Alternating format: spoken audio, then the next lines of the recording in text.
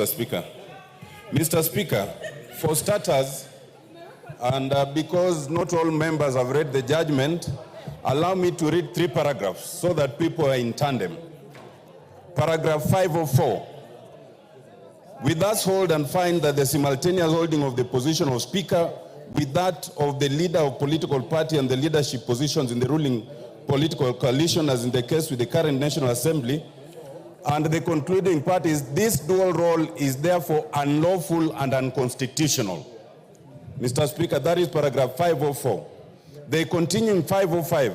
We hold that the Speaker was elected in accordance with Article 106 of the Standing Orders. The fact that he was a party leader at the time of his election could not invalidate his election. However, for the reasons we have given, his position as the leader of Ford Kenya or the leader of any other political office, for that matter, became untenable and inconsequential the moment he assumed the office of the Speaker of the National Assembly. He could not, and he has no capacity to perform any other functions as a leader of a political party or a political organ as long as he is the Speaker of the National Assembly. I've referred to 2 paragraphs, 504 and 505. That is on whether the court expressly found the 2 offices untenable. And I will be making a concession separately. Now, 508, and this is important because I think we are debating in ignorance, Mr. Speaker.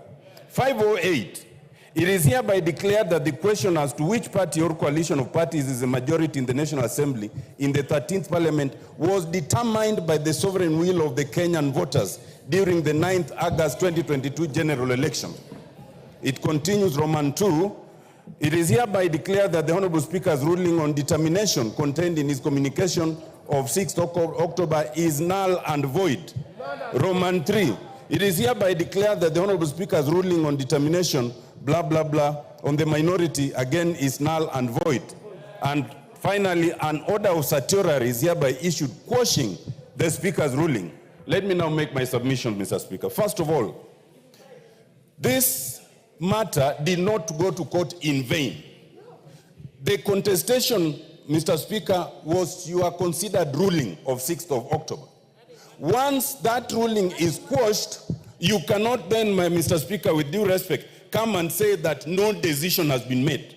The consequences are 2. 1, the leader of minority becomes the leader of majority by operation of law, even if you do nothing else. But in this case, we have gone further. And under Standing Order 19A, Standing Order 3, it...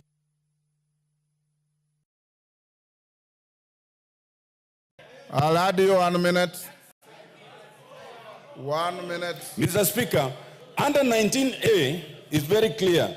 The majority party whip shall communicate the name of the members elected under paragraph 1 to the Speaker in writing. And that was already done by the Honorable Millie Mabona. That settles that case. Mr. Speaker, the only way we can start debating whether this decision quashes and changes the position of majority and minority is if we want to practice impunity. Mr. Speaker, and I agree with the observations, it is not in this forum to question the reasoning in the judgment. That must be questioned elsewhere.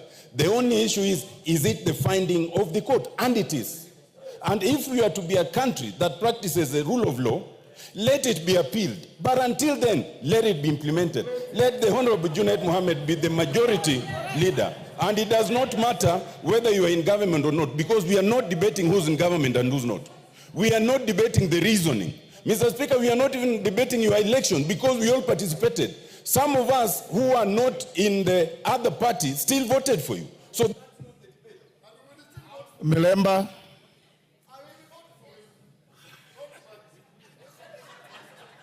Order, Anjala.